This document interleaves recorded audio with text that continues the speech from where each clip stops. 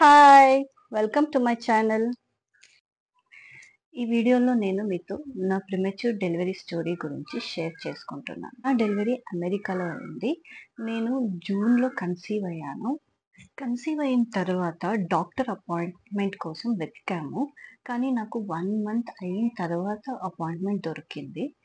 8 month వరకు నాకు ఏ complications ఉండలేదు.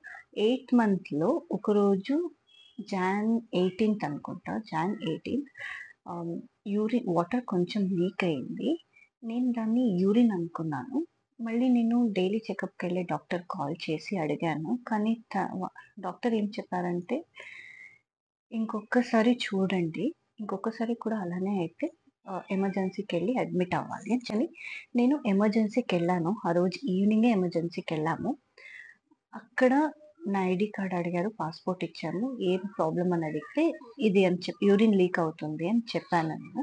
ఆ తర్వాత లోపల నుంచి డాక్టర్ వచ్చి ఎన్ని మంత్స్ అని అడిగారు. 8థ్ మంత్ అని అన్నాను. సో 8థ్ మంత్ అనేసరికి ఇమ్మీడియేట్‌గా నన్ను లోపలికి పిలిచి పైన ఒక రూమ్ ఇచ్చారు చెకప్ చేయడానికి. అక్కడ నాకు చెకప్ చేశారు.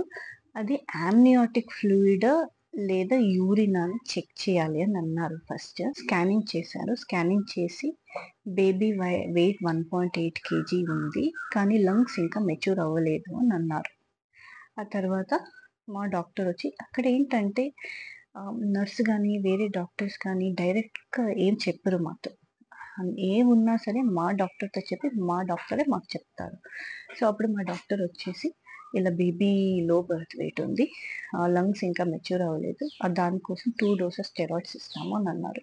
సో నేను అడ్మిట్ అయింది థర్స్‌డే. ఫ్రైడే అండ్ సాటర్డే నాకు స్టెరాయిడ్స్ ఇచ్చారు. స్టెరాయిడ్స్ ఇచ్చిన తర్వాత అప్పటి వరకు 1 వీక్ వరకు పుష్ చేస్తాము అని అన్నారు. కానీ యామ్నియాటిక్ ఫ్లూయిడ్ వాటర్ తక్కువ ఉందని సో ఇమ్మీడియేట్‌గా డెలివరీ చేయాలి అని అన్నారు. సో మా పేరెంట్స్ ఇంకా రాలేదు. మా అమ్మ ఇంకా రాలేదు. నా బ్రదర్ ఉన్నాడు నాతో పాటు. నా బ్రదర్, నా హస్బెండ్ ఇంటికెళ్ళి కుక్ చేసుకొని వచ్చేవారు. నా బ్రదర్ నాతో పాటు హాస్పిటల్‌లోనే ఉన్నాడు. ఇంకొకటి ఏంటంటే నా హస్బెండ్ ఫ్రెండ్స్ వాళ్ళకి థ్యాంక్స్ చెప్పాలి. వాళ్ళు ఫుడ్ అన్నీ మాకు తెచ్చిచ్చేవారు. నాకేది ఇష్టం బిర్యానీ, నాకేది ఇష్టమో అది తెచ్చిచ్చారు ఫుడ్ వాళ్ళు. మళ్ళీ తర్వాత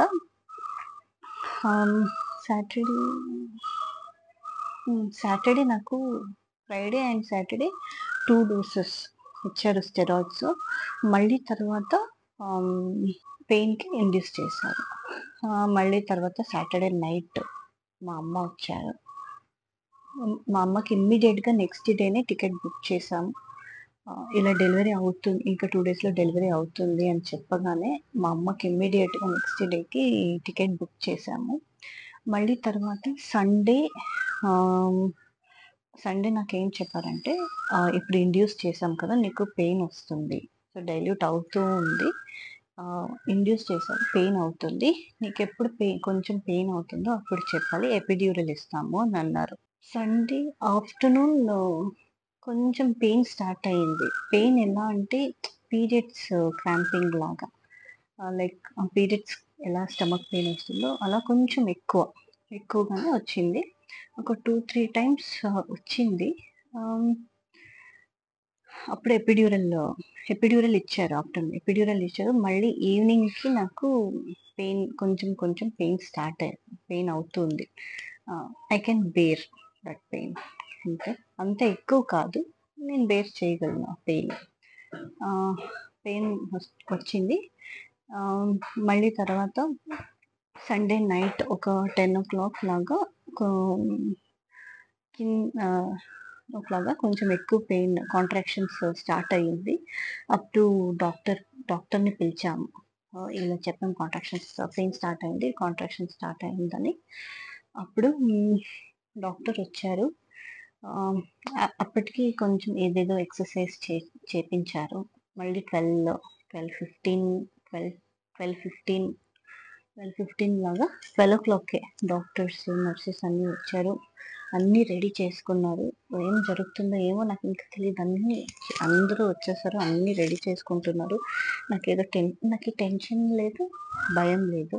ఏదో చేస్తున్నారు. ఏమి అని చూస్తూనే ఉన్నాను నేను. మళ్ళీ తర్వాత కాంట్రాక్షన్స్ వచ్చేలోపు మేము 1, 2, 3 అని చెప్తాము. నువ్వు పుష్ చేయాలి అని అన్నారు. సరే ఓకే. 1, 2, 3 అన్నాను. పుష్ చేసి ఒక 3 పుషెస్ ఒక 15 మినిట్స్ లోపల నాకు నార్మల్ డెలివరీ అయిపోయింది. పెయిన్ తెలియలేదు నాకు. ఎందుకంటే ఎపిడ్యూరల్ ఇచ్చారు. అందుకని నాకు పెయిన్ తెలియలేదు. సో 15 మినిట్స్ లోపల నాకు నార్మల్ డెలివరీ అయిపోయింది. బేబీ వెయిట్ తక్కువ ఉంది. సో అందుకని మేబీ నాకు ఏ కాంప్లికేషన్స్ ఏం కాలేదు. సో డెలివరీ అయింది. ఇక ఇక్కడ మెయిన్ నా భయం ఏంటంటే లంగ్స్ మెచ్యూర్ అవ్వలేదు. సో బ్రీతింగ్ ఏదైనా ప్రాబ్లం ఉంటుందా నా బేబీకి అని అనిపించింది. బేబీ గర్ల్ మాకు ఫస్ట్ ముందేనే చెప్పేస్తారు బేబీ గర్ల్ అని. జెండర్ రివీల్ కూడా చేసుకున్నాము. ఆ వీడియో కూడా నేను షేర్ చేశాను. మళ్ళీ బేబీ గర్ల్ అయింది. నాకిచ్చారు. నేను ఎత్తుకున్నాను నా బేబీని. మళ్ళీ తర్వాత నాకిచ్చారు. మళ్ళీ తర్వాత తీసుకొని అన్నీ క్లీన్ చేసి మళ్ళీ తర్వాత ఇచ్చేసి NICU తీసుకెళ్ళిపోయారు. నిక్యూకి తీసుకెళ్ళిపోయారు. అంటే NICU, అక్కడ నిక్యూ అంటాము. సో NICU తీసుకెళ్లారు. అక్కడ బేబీ ఉంది. నాకు నేను కూడా రెస్ట్ తీసుకున్నాను నైట్. మళ్ళీ తర్వాత నెక్స్ట్ డే మార్నింగ్ మా డాక్టర్ వచ్చారు. మా డాక్టర్ వచ్చి హెల్త్ ఎలా ఉంది ఏమైనా అడిగారు. ఓకే బాగుంది, కానీ నా హెల్త్ కన్నా నాకు నా బేబీ హెల్త్ ఎలా ఉంది కావాలి అని అడిగాను నేను. మా డాక్టర్ ఏం చెప్పారంటే your baby is totally fine, she's doing great, without any external support తను బ్రీత్ చేస్తుంది.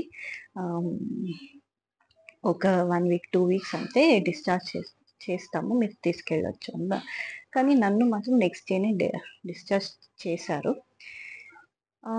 నా బేబీ NICUలో 1 మంత్ ఉండింది. 1 మంత్ ఉంది.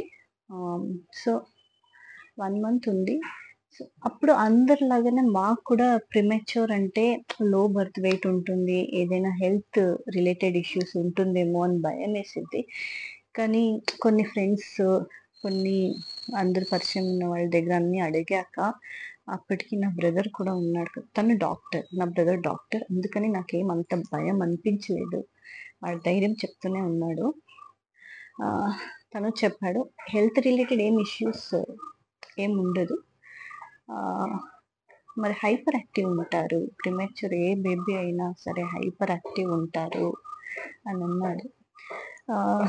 మళ్ళీ ఫీడింగ్ ఇవన్నీ చాలా చాలా కేర్ తీసుకున్నాము.